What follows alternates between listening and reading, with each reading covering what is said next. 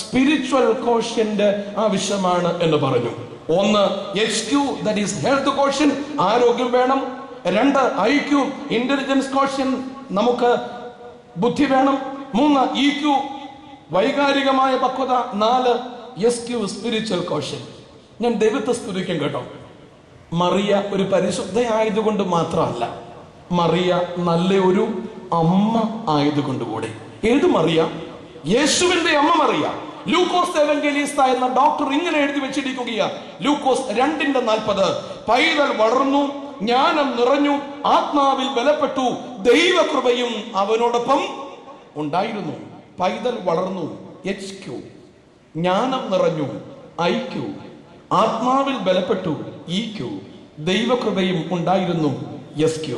അമ്മമാരെ, മറിയാകാമോ?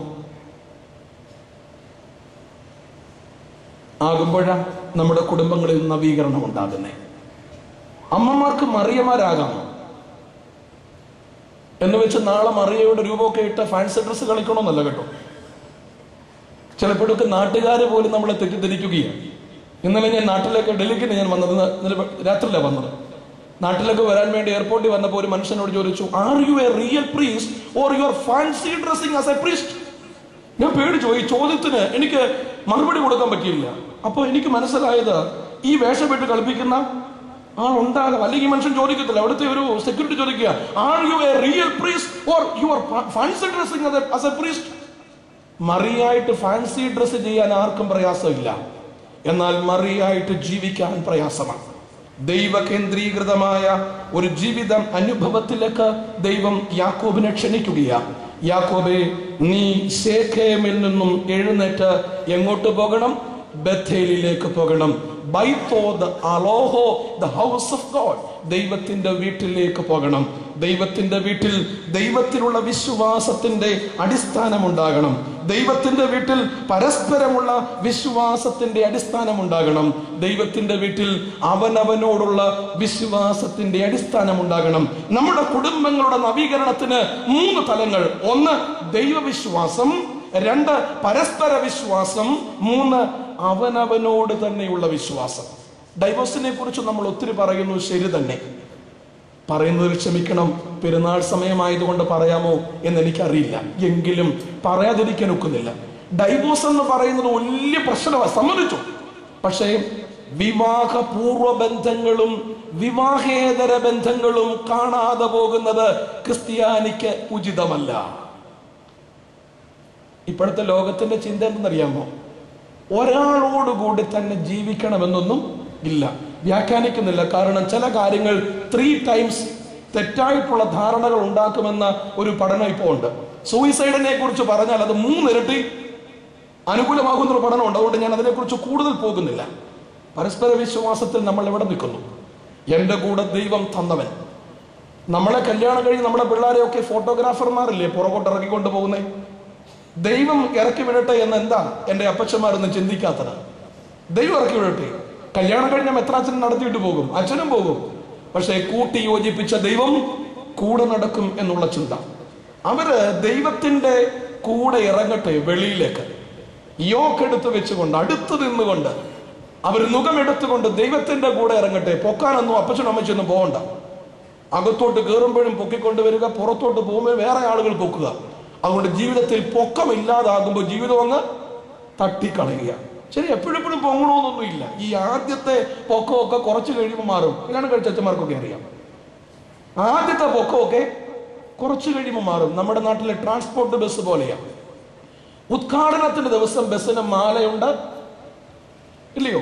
ബസ്സിന് മാലയിടും, കരിക്ക് വെക്കും, പൂ വെക്കും, പിന്നെ മുട്ടായി കൊടുക്കും, ലഡു കൊടുക്കും. ഉദ്ഘാടന ദിവസം പിന്നെ അങ്ങോട്ട് മാറിയാലോ? പിന്നെ അങ്ങോട്ട് മാറിയ നാട്ടിൽ എന്നാ പ്രശ്നം ഉണ്ടെങ്കിലും ആദ്യം എറിയുന്നത് ഏതിനെയാ? ഈ ബസ്സിനെയാ. കുടുംബജീവിതം ചിലപ്പോഴൊക്കെ അങ്ങനെയാണെന്ന് നിരീക്ഷിക്കാറുണ്ട്. ശരിയാകാം, അല്ലാതാകാം. അതുകൊണ്ട് ജീവിതം എപ്പോഴും പൊങ്ങിപ്പോകണമെന്നില്ല. ജീവിതത്തിൽ തകർച്ചകളും ഉണ്ടാകാം. ഉണ്ടാകുന്ന തകർച്ചകളിലും ദൈവം കൂടെയുണ്ട് എന്നുള്ള ഒരു ചിന്ത, അതാണ് ദൈവവിശ്വാസം. രണ്ടാമതായിട്ട് അതുകൊണ്ടാണ് സങ്കീർത്തനക്കാരൻ 84-ാം സങ്കീർത്തനത്തിൽ പറയുന്നത്, കുരികിൽ ഒരു വീടും മീവൽ പക്ഷി കുഞ്ഞുങ്ങൾക്ക് ഒരു കൂടും കണ്ടെത്തി, സൈന്യങ്ങളുടെ ദൈവമായ യഹോവേ നിന്റെ യാഗപീഠങ്ങളെ തന്നെ. രണ്ടാമതായി പരസ്പര വിശ്വാസം എന്ന് ഞാൻ പറഞ്ഞല്ലോ. മൂന്നാമതായി ആത്മവിശ്വാസം, സെൽഫ് കോൺഫിഡൻസ്. മലയാളി മദ്യത്തിന് പണം മുടക്കി കഴിഞ്ഞാൽ അടുത്ത സ്ഥാനത്ത് പണം മുടക്കുന്നത് എന്തിനാണെന്ന് അറിയാമോ? മദ്യത്തിന് 1-ാം സ്ഥാനം പഞ്ചാബിനായിരുന്നു ഇതുവരെ, ഇപ്പൊ നമുക്കായി 1-ാം സ്ഥാനം. അടുത്ത സ്ഥാനം പണം മുടക്കുന്നത് എന്തിനാണെന്ന് അറിയാമോ? വാസ്തു നോക്കാൻ, സമയം നോക്കാൻ, എവിടെ കല്ല് കുഴിച്ചിടണം. നോക്കണമെന്നോ നോക്കണ്ടെന്നോ ശാസ്ത്രം എനിക്ക് അറിയാത്തതുകൊണ്ട് പറയുന്നില്ല. പക്ഷേ എൻ്റെ വാസ്തു ദൈവമാണെന്നുള്ള അവബോധമെങ്കിലും മനസ്സിൽ നിന്നുണ്ടാകാമോ? ദൈവവിശ്വാസവും പരസ്പര വിശ്വാസവും ആത്മവിശ്വാസവും കുറഞ്ഞ് അന്ധവിശ്വാസത്തിലേക്ക് ഇത് നാം പറിച്ചു നടക്കപ്പെടുകയാണ്. അവിടെ ഒരു നവീകരണം നമുക്ക് ആവശ്യമാണ്. അന്ധവിശ്വാസത്തിന്റെ വാക്കുകളൊക്കെ മാറ്റി നിർത്തിയിട്ട് ഒരു നവീകരണം ആവശ്യമാണ്. ഒരു കൊച്ചനെ കെട്ടിച്ചുകൊണ്ട് വന്നു, അവനെ കെട്ടി വീട്ടിൽ കൊണ്ടുവന്നു. വീട്ടിൽ ഒരു പശു എത്താൻ ഉടനെ പറയും, ഇവൾ വന്ന് കയറി അന്ന മുതല ഈ കുഴപ്പങ്ങൾ. നമ്മളൊക്കെ വലിയ വിദ്യാഭ്യാസമുള്ളവരാ, വിവരമുള്ളവരാ. എന്തോരം കാര്യങ്ങളാണ് നമ്മുടെയൊക്കെ മനസ്സുകളിൽ നിന്നും വാക്കുകളിൽ നിന്നും അപാകതയായി പുറത്തു വരുന്നത്. ദൈവത്തിലുള്ള വിശ്വാസത്തിൽ എന്തുകൊണ്ട് നമുക്ക് ജീവിക്കാൻ കഴിയുന്നില്ല? യാക്കോബിനോട് പറയുക, യാക്കോബേ, നീ മാറി, ഇനി നിന്റെ കുടുംബവും കൂടെ ഒന്ന് മാറണം. നീ ശേഖേമിൽ നിന്നും എങ്ങോട്ട് പോകണം? ബഥേലിലേക്ക് പോകണം. വിശ്വാസത്തിൽ അടിസ്ഥാനമിടണം. പ്രാർത്ഥനയാകുന്ന ഭിത്തികൾ കെട്ടണം. അത് പാതിരി ഭാഷയാണെന്നറിയാം. പ്രാർത്ഥിക്കുക എന്നൊക്കെ എപ്പോഴും പറയുന്നത് പാതിരി ഭാഷയാണ്. പ്രാർത്ഥിക്കാൻ മറന്നു പോകരുത്. ചില വാക്കുകളുടെ നിരുപദ്രവകരങ്ങളായ വാക്കുകളുടെ അമ്മാനമാടലല്ല പ്രാർത്ഥന എന്ന് പറയുന്നത്. പുതുക്കപ്പെട്ട ജീവിതത്തിന് വേണ്ടുന്ന ഒരു വലിയ സമർപ്പണമാണ് പ്രാർത്ഥന എന്ന് പറയുന്നത്. അതുകൊണ്ടാണ് പരിമല തിരുമേനി പ്രാർത്ഥിച്ചത്, കർത്താവേ, ഞാൻ ഉറങ്ങുമ്പോൾ എനിക്ക് കാവലായും ഞാൻ ഉണരുമ്പോൾ എനിക്ക് കണിയായും നീ ഉണ്ടാകണം.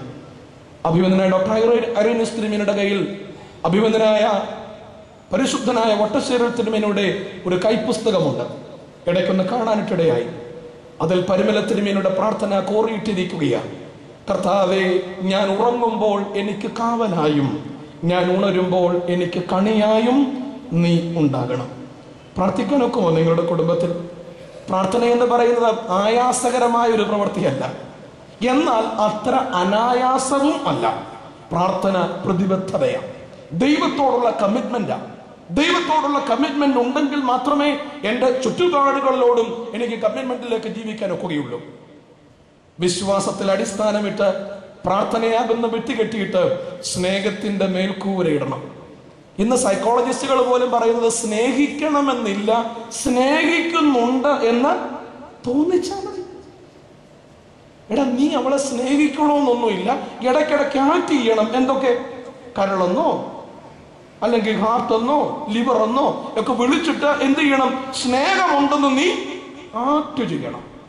ക്രിസ്തുവിന്റെ സ്നേഹം ആക്ടിങ് ലവ് അല്ല, അത് പെറ്റ് ലവ് അല്ല. ഇന്നത്തെ സ്നേഹത്തിന്റെ പേര് പെറ്റ് ലവ് എന്ന PET, പെറ്റ് ലവ്. എന്താ ഈ പെറ്റ് ലവിന്റെ പ്രത്യേകത എന്താ? നമ്മുടെ വീട്ടിൽ ചില പെറ്റ് മൃഗങ്ങളുണ്ട് അല്ലേ? എന്തൊക്കെയാ? പട്ടിയുണ്ട്, പൂച്ചയുണ്ട്, പെറ്റ് മൃഗങ്ങളുണ്ട്. എൻ്റെ വീട്ടിൽ പണ്ട് ഞാൻ വിവാഹം കഴിച്ച സമയത്ത് ഒരു പെറ്റ് ഡോഗ് ഉണ്ടായിരുന്നു, ഒരു പൊമറേനിയൻ വെളുത്ത പട്ടി. ഞങ്ങൾക്ക് അത്രയും അത് പെറ്റായിട്ട് മാറുന്നത് പട്ടി ആയതുകൊണ്ടല്ല, അതിന്റെ രോമമൊക്കെ ഇങ്ങനെ വളർന്ന് മനോഹരമായിട്ട് കിടക്കുന്നത് കൊണ്ടാണ്. ഞങ്ങളുടെ വീടിനകത്ത് കയറും, കട്ടിലേക്ക് കയറും, അടുക്കള വരും, അവിടെ എല്ലാം ഈ പട്ടി ചുറ്റി നടക്കും. അതിന്റെ വലിയ പ്രതിസന്ധി ഒന്നും അന്നറിയില്ല. കാരണം ഞങ്ങൾക്കിഷ്ടം ഏതിനെയാ? ഈ പട്ടിയുടെ നീണ്ടു കിടക്കുന്ന ധവളിമയ